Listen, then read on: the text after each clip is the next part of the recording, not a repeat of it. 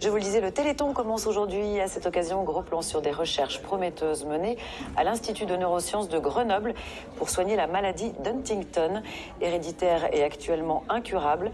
Cette maladie neurodégénérative touche 18 000 personnes en France. Candice Antiga avec Franck Serroni. Au fond de cette éprouvette se cache peut-être une lueur d'espoir pour les malades de Huntington. La visualisation de ces protéines, c'est extrêmement important pour nous parce que c'est ça qui va nous permettre de constater l'efficacité de notre médicament. Le médicament développé par cette biotech grenobloise repose sur une molécule de synthèse baptisée HX127. Son rôle, rétablir le fonctionnement normal du cerveau. Après le dysfonctionnement des neurones, en fait, on a une mort des neurones qui est irréversible.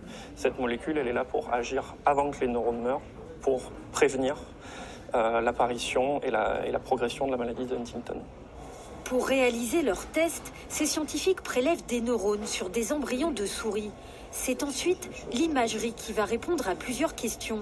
Le médicament est-il sûr? Comment agit-il? Peut-il restaurer les fonctions dégradées? On peut imaginer que ce qui se passe ici, en tout cas c'est notre espérance la plus grande, ce qui se passe ici, on voudrait que ça se passe dans le cerveau des patients et que le transport et la communication entre les neurones soient rétablis avant qu'ils meurent.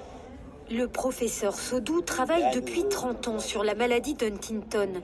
Il a breveté ce traitement avec l'université Grenoble-Alpes. Cette molécule, elle est prometteuse avec un nouveau mécanisme d'action qui cible spécifiquement la protéine mutante dans la maladie de Huntington.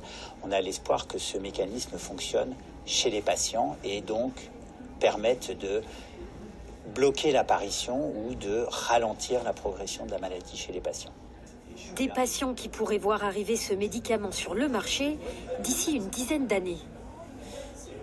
Et le Téléthon, c'est aussi